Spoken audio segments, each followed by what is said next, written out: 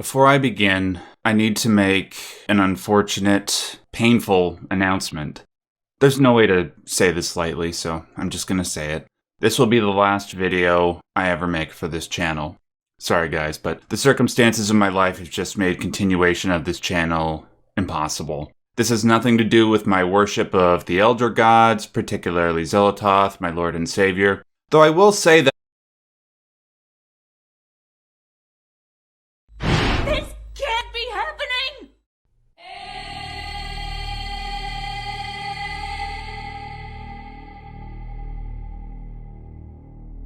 no, I'm not gonna stop making videos for this YouTube channel. That was just a joke. But why, Max? Why would you joke about such a thing? Well, if you're familiar with the game I'm talking about today, you wouldn't be asking that question. If you're not familiar, then I ask you to consider the sorrow and subsequent deceit that you just experienced.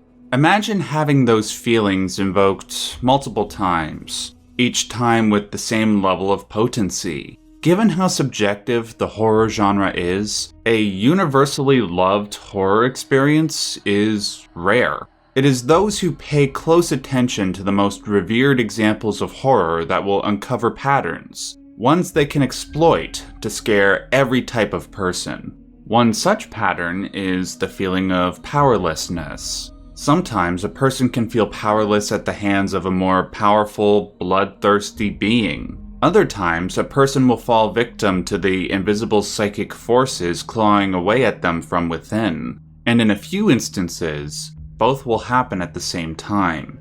The movies, books, and games that combine both types of feeling, that make us hyper-conscious of our impotence in the face of external and internal threats, these are the treasures of the horror genre. And it kills me when those treasures do not receive the recognition and reward they deserve. In respect to the world of gaming, such an experience can be found with a criminally underrated GameCube game released back in 2002. That game is Eternal Darkness, Sanity's Requiem.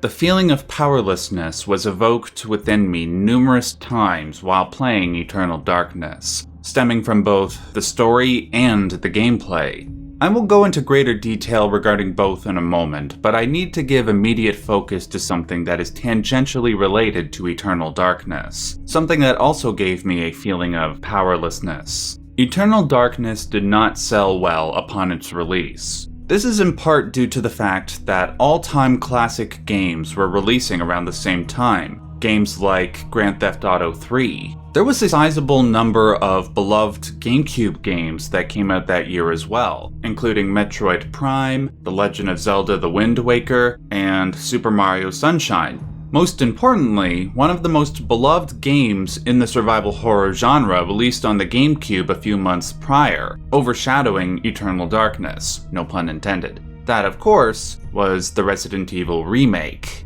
Though all the other games I mentioned deserved their love and success, it upsets me that Eternal Darkness could not join in with that assembly. It wouldn't upset me as much if Eternal Darkness were more accessible, so it could get a modern-day cult following. Unfortunately, there are only two ways to play this game. You either have to be one of the 500,000 people who own an original copy for the GameCube, or you have to emulate it on your PC. Not everybody has a PC, and it's not guaranteed that those who do can be bothered to set up emulators when there are modern, prettier-looking horror games available to them. My desire for this game to get the recognition it deserves is not matched by the resources necessary to achieve my goal. Therefore, I feel powerless. Given the disparate ratio between critical acclaim and financial reward that Eternal Darkness had, and the fact that Nintendo executives can't be bothered to re-release the game, I can only surmise that this game is probably the most underrated horror game of all time. It is a masterclass in visual, psychological, and eldritch horror, one that would instill a sense of pride within the authors who inspired the game. Best of all, it's still fun to play, and you can't say that about most games that released 20 years ago. Hell, you can't even say that with a lot of games that released 10 years ago, 5 years ago. If all of a sudden you wish to play Eternal Darkness and want to stop this video in order to avoid spoilers, do not worry. Though I will deeply analyze the brilliance behind the game's story, I am happy to say that I can do so without revealing key plot points. I will also appeal to those who are lifelong fans of the game by discussing some niche information that is difficult to find via a simple Google search. Though, regardless of your personal acquaintanceship with Eternal Darkness, I think it will serve us all well to review the fundamentals of the story. Let's begin. Eternal Darkness begins with a woman named Alexandra Roivas. One night, she is awoken by a phone call from a man named Inspector Legrasse. The inspector notifies Alexandra about the sudden death and suspected murder of her grandfather Edward. Upon hearing this news, Alexandra travels to her grandfather's house in Rhode Island to aid in the inspector's investigation. As she explores the house for clues, she happens upon a book bound with human skin and bone. She opens the book and reads about the life of an ancient Roman military commander named Pius Augustus. At one point in Pius's life, he was summoned by mysterious unseen forces to an underground temple. There, he discovers 3 artifacts. Regardless of which artifact he, and by extension the player, chooses, Pius is forced into slavery by a cosmic godlike being known as an ancient. The god that Pius serves depends on the artifact chosen. If you choose green, you serve Zelatoth, the god of madness and insanity. If you choose red, you serve Chaturga, the god of physical power and might.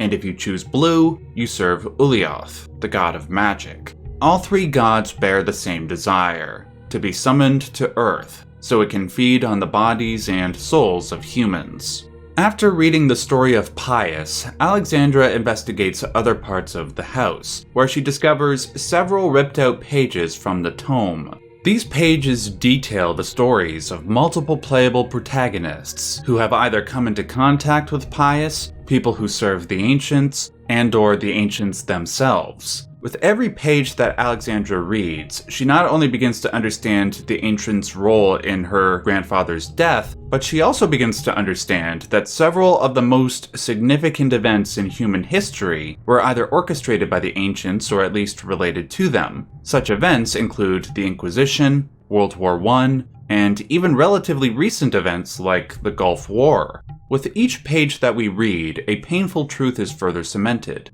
To the Ancients, humans are like pawns on a cosmic chessboard. Our sense of self-worth to them is like a mosquito's sense of self-worth to us. To the Ancients, we are nothing but food.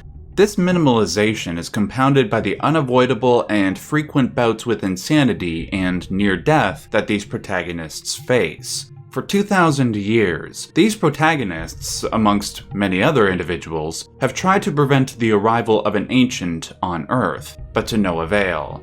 Alexandra is humanity's last hope in this regard. She must stop Pius from summoning an ancient before the world is plunged into a state of eternal darkness.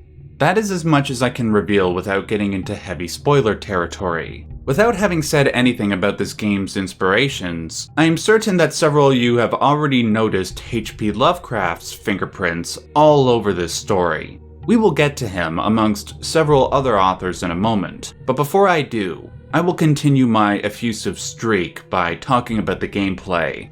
It is amazing how well the combat system in this game holds up. You remember Metal Gear Rising: Revengeance? You remember how gratifying it was to chop bad guys up in very specific ways? Though Eternal Darkness doesn't have that same level of precision, it does allow you to aim for specific body parts on enemies and either chop them off or blow them away. Doing this never gets old. It's always fun. Granted, there were a few times where it was difficult to tell which body part I was aiming at. This led to frustration and death that could have easily been avoided.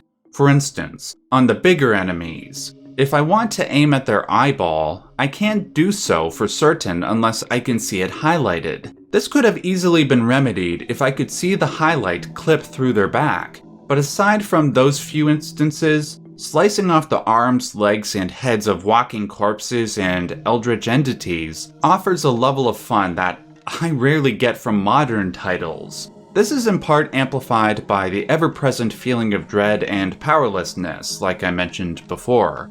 The magic system of the game gives this sense of satisfaction as well, but not just on the basis of raw power. It encourages the gamer to think and experiment. You can discover various runes and recipes that give you power-ups. Some will help you in battle, some will reveal treasures. The discovery of these spells and putting them to effective use makes you feel smart as well as feeling powerful. This is especially the case when it comes to the puzzles in the game. Solving the puzzles reminds me of how I felt when I solved the puzzles in the Portal games. For the most part, they weren't frustrating at all. They were fair, and I figured them out on my own. Although, full disclosure, I did play this game with my girlfriend and we helped each other out. There was only one puzzle in the game that I recall that actually drove me insane, but hey, that's the case for most games that have puzzles, including Portal. All the other ones are a blast.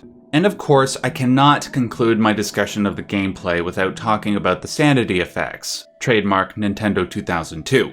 To fully convey the brilliance of the sanity effect system, I feel it is appropriate to make yet another Metal Gear comparison. If this seems vapid to you, consider the fact that most of the voice actors in Eternal Darkness were voice actors from Metal Gear Solid for the PS1, as well as the remake for the GameCube, a remake that happened to be made by the same people who made Eternal Darkness. But anyways, in regards to the sanity system, recall the moment from Metal Gear Solid 1 and the Twin Snakes remake where Psycho Mantis reads your memory card. Did you enjoy playing Eternal Darkness? Remember how much this freaked us out back in the day? Now picture fourth wall breaks like that happening roughly every 5 to 10 minutes. That's what the sanity effect system is. In Eternal Darkness, you are equipped with a sanity meter, one that goes down every time you encounter an otherworldly enemy. As your sanity goes down, the character will start to hallucinate. Blood will start to come out of the walls. Statues will turn and look at you. That's freaky on its own, but the scariest sanity effects come out when your sanity meter approaches 0. That's when the fourth wall breaks happen. Sometimes your character will randomly lose their head, making you think that you died. But then the screen will flash to white and you'll be okay again. Sometimes the screen will turn black, making you think that your TV suddenly shut off. My personal favorite is when the game suggests that you completed your journey and that the story will continue in the non-existent sequel, Eternal Darkness: Sanity's Redemption. Unfortunately, some of these sanity effects do not work in the modern day. For instance, when the mute sign appears in the top right, that doesn't have the same effect as it did back in 2002, when that sign was virtually omnipresent. Thankfully, aside from 1 or 2 examples like that, the vast majority of the sanity effects do hold up. So much so that even I was tricked a few times, and that's saying something. 99% of the time, I'm immune to horror movies and games because so many of them are predictable to me. Eternal Darkness, on the other hand, rendered me immunocompromised, let's say. I was tricked into feelings of horror and powerlessness on more than one occasion. I think at one point, my character just started randomly shooting around the room, and I thought that maybe my emulation was messing up. Then a few moments later, the screen goes white and the character says, "This can't be happening," indicating that it was a sanity effect. This upset me more than I thought it would. I think it's because for a large portion of my life, I lacked control over so many things, particularly my mental health. I've tried for several years to develop control over the things that have caused me pain, and like I said, 99% of the time my control mechanisms are effective. So when something slips through and disturbs my sense of security, it causes me pretty deep anxiety. It makes me wonder about what other hidden weaknesses I possess that more conniving powers might take advantage of. In my worst moments, I extrapolate those feelings of powerlessness to the infinity of the cosmos, and how humanity would be completely unprepared for an extraterrestrial threat, let alone a terrestrial one. I don't think I'm alone when it comes to these feelings of existential dread. Like I said at the beginning, the best horror writers exploit the deepest, most universal human insecurities. The developers of Eternal Darkness knew this, and that is why they openly borrow from great horror authors who exploit human feelings of impotence, like Edgar Allan Poe, and especially H.P. Lovecraft. The influence that Lovecraft in particular has on this game is obvious. The names of the ancients, their ability to provoke insanity inside humans, their meddling in the affairs of humanity throughout the centuries, all of this is intrinsic to the most famous stories from H.P. Lovecraft. Hell, the Tome of Eternal Darkness is basically Lovecraft's conception of the Necronomicon but by a different name. Both contain accounts of cosmic deities and provoke insanity in those who read about them. While Lovecraft's influence on this game is interesting, what I find to be more interesting are the various other authors that this game invokes. By understanding the basic history of authors like William Blake, James Frazer, and Michael Moorcock, you can start to see how Eternal Darkness's story is a Frankenstein-esque amalgamation, one that is as beautiful as it is terrifying. Starting with James Frazer, he wrote a book called The Golden Bough, which is referenced in a voiceover by Alexandra's grandfather, Edward. The Golden Bough is one of the most famous and comprehensive studies of world mythology and religion. Even Lovecraft referenced it in his most famous work, The Call of Cthulhu. One of Frazer's aims while writing The Golden Bough was to try and identify patterns that have been consistent throughout all religions, from ancient fertility cults all the way up to the 20th century. It makes sense to me that this book would be invoked, because Eternal Darkness makes a similar, albeit fictional, attempt. The consistent pattern that links religions as well as historical events in Eternal Darkness are the ancients. In respect to William Blake, the 18th, 19th century poet, his influence is a little bit more difficult to confirm. I've discovered a couple of potential parallels. When Blake was alive, he claimed to be able to see ghosts and angels, a capacity that Alexandra Roivas possesses, as she meets with the ghost of her grandfather multiple times in the game. Another possible reference to Blake has to do with members of his fanbase. Blake wasn't especially revered during his lifetime. It was only around the time he died that his work was rediscovered by lovers of the Romantic tradition, to whom Blake belonged. There was one group of especially rabid fans that was formally established in 1824, 3 years before Blake's death. What was the name of this group? The Ancients. Before I move on to the last part of this video, I'll say one brief thing about Michael Moorcock's work. To explain how his work influenced the game would be a spoiler. If you want to find out what his contribution was, I will provide an explanation in the description box below. That said, I want to return one last time to the game's magic system. In keeping with my other game analysis videos, I wanted to try and find a deeper meaning within the magic system's function. I thought maybe the names of the gods and the runes that you invoke when casting spells might help me uncover some secrets. But alas, I was not able to discover any sort of spiritual meaning.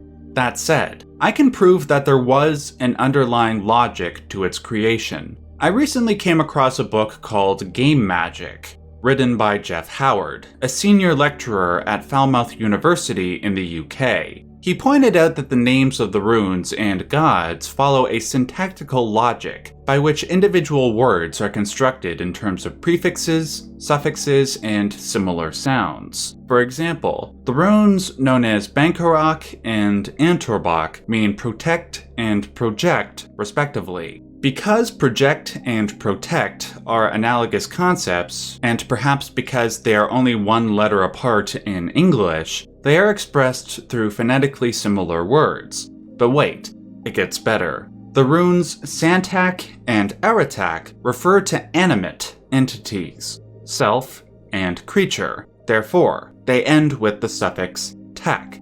The runes Magomor and Redgomor refer to inanimate entities, object and area. Therefore, they end with the suffix gormor. What this proves is that there was a lot of thought put into the construction of this language. That level of thought amplifies the mystery surrounding the ancients. It makes it seem like there's much more to discover. And there is. I mentioned the name of 3 ancients, but there are actually other ones. One is named Mantorok and is symbolized by the color purple. The red, green, and blue gods are basically subservient to Mantorok and Eternal Darkness, and attempt to carry out its will. But what most people don't realize, be they newcomers or longtime fans of Eternal Darkness, is that there is actually a fifth ancient, symbolized by the color yellow. It's also implied that the power of this yellow god negates the powers of the other four. As for who this almighty yellow god is, well, I guess we'll never know. If my video made you want to play Eternal Darkness for yourself, I left a tutorial on how to emulate it in the description box below. It's very easy to do. If you have an average download speed, the process should only take you 5 to 7 minutes. Seriously, if you like horror games and you have never played Eternal Darkness, you simply must. Do not let this game fade into obscurity. If you liked my presentation, please give this video a like. It's free, easy to do, and it helps my channel in numerous ways. Finally, special thanks to my girlfriend for helping me with the creation of this video. I had an absolute blast playing this game with you. Until my next video, just remember to stay safe and stay yellow.